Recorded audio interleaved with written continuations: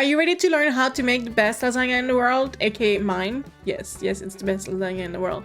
Why? Because it's mine! Let's get right into it. Look at this cheesy beauty.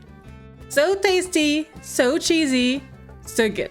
So what you'll need to do for this recipe is you'll need to prep a lot of veggies. I have a lot here because I was making a huge batch of veggies, but don't you worry, you don't need that much. And here's a whole prep. So what you need to do is you'll need to have a big pot and you'll need to put butter in it and melt it. Once it's melted, you want to add a full bulb of garlic. I have more in there, but don't worry. And you want to mix that in the butter. And you want to add the spices. I wanted to do it my way and then I was like, oh, I need to count for the video. And I had it like 4, 5, 6, 7, probably 8 tablespoons of Italian seasoning, a few tablespoons of oregano and basilic or basil. So basically, you need to be very generous. I don't have a specific amount, but for a regular recipe, I would say at least 4 tablespoons of Italian seasoning.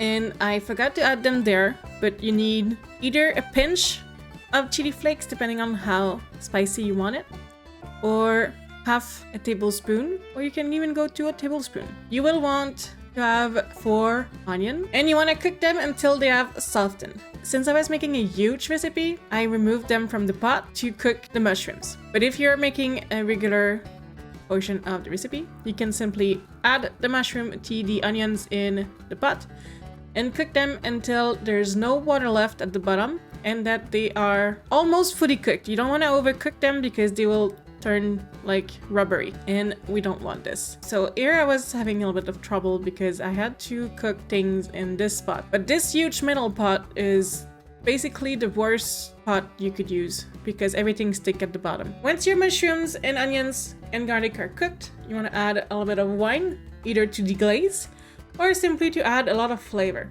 And you want to cook it out. You want to make sure that like you cooked it a little bit and that some of the water that is in the wine has evaporated before adding the celery. You want to add a stalk of celery.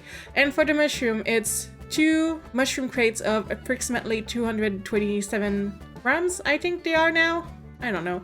But like 2 regular mushroom crates that you want to have sliced. You want to add the celery and you want to cook it until it becomes a little bit more green. Like, you know, when you cook the celery, sometimes it gets greener, or until it's softened just a tiny bit, because you want the crunch of the celery. You don't want mushy veggies, and that's why you need to follow that order to cook the veggies. It's important, otherwise you'll have mushy veggies and it's gonna be disgusting. Once the celery are partially cooked, you can add the green pepper.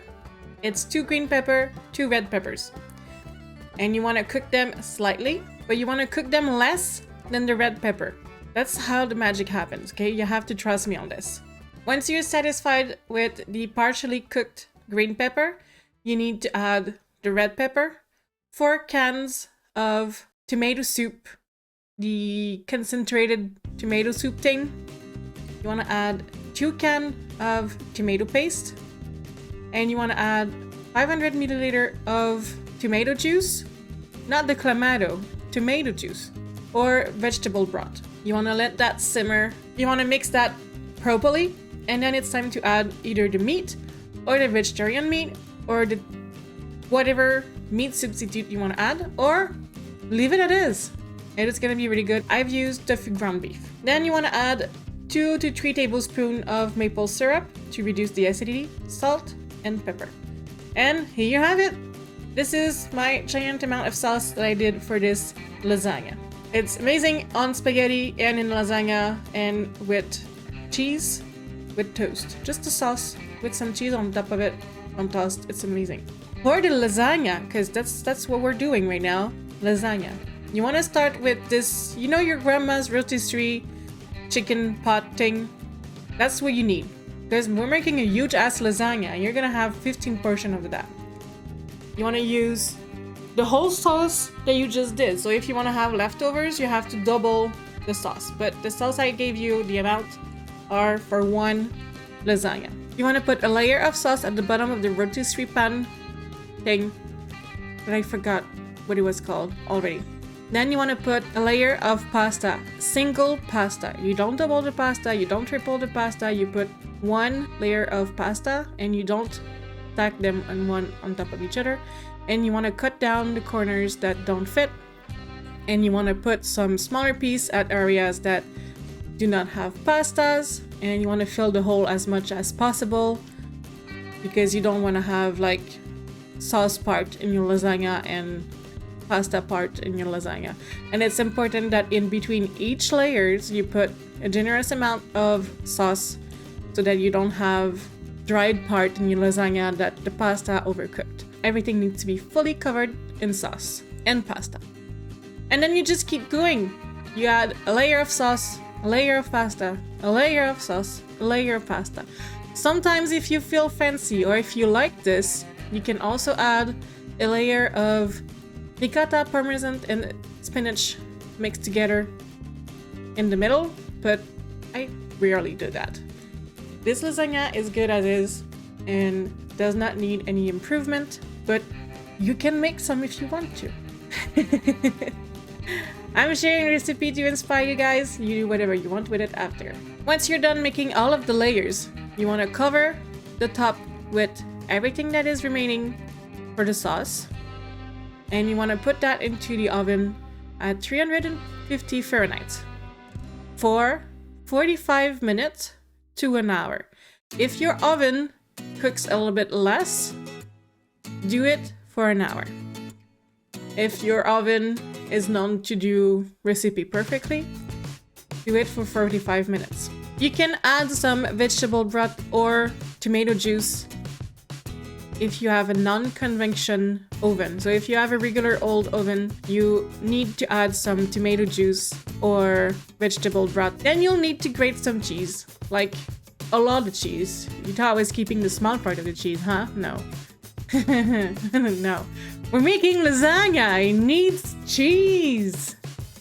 So you want to take a shit ton of cheese, and this lasagna is not doubled, so this is approximately how much cheese you'll need. Do as much as your heart desire. I don't have an exact amount, but it's at least 2 to 4 cups of grated cheese, maybe? I have no idea. So I've cut all of those pieces of cheese, and clearly I'm struggling cutting this one. It was really dense. And I did some magic here and cut it into my food processor because I am lazy and no way that I'm cutting this amount of cheese for lasagna with a regular cheese grater. Like, no. Look at this, perfectly shredded cheese. We like cheese. And then I used a cup of Parmesan cheese, used my hand and mixed everything because you don't want to have part with only cheddar and part with only mozzarella and part with only Parmesan. So you want to mix everything and you want to make sure that the Parmesan does not just go at the bottom. And once the lasagna I've cooked for 45 minutes, you want to test it with a knife and see if the pasta are cooked, or if you see that the pasta looks thick on the top, normally it means it's kind of ready. If you don't see any bubble, or if you don't see that the pasta have wrapped on top, like they moved and they like got the liquid in and like expanded, then you need to put it more in the oven. And then you take it out of the oven and it looks like this. Look how marvelous that is. It's perfect lasagna. I love lasagna. I want more.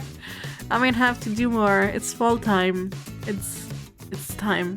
This is my favorite recipe that I do. I love this lasagna so much. I can never eat enough of this. So much that I forgot to film this recipe the first time I did it because I was inviting friends over. And I did it the next week. I did another big lasagna like this. Not smaller, the same amount. It makes like 10 to 15 portions depending on how many people you have and how big the portions are. And I made a big ass lasagna like this just for me. I had too much, okay? I had too much. I didn't eat it all. I frozen some portion of that lasagna that Luigi ate in his lunch the week after. He loves this lasagna as well. I have some friend who didn't like lasagna that ate mine and they were like, oh my god, this is lasagna. Like, this is lasagna. Like, nothing else is. And yeah, it may not be authentic. It may not be what people call lasagna, but this is mine and this is delicious. So I hope you guys enjoyed this recipe. I know I do. I really enjoyed this recipe, and this recipe is one of my favorites. The first one I wanted to share with you guys. I'm sorry it took so long, but I recorded it a few times and forgot to record the assembly time. I forgot to record the assembly time twice. So yes, I love this recipe. It is amazing. It makes a lot.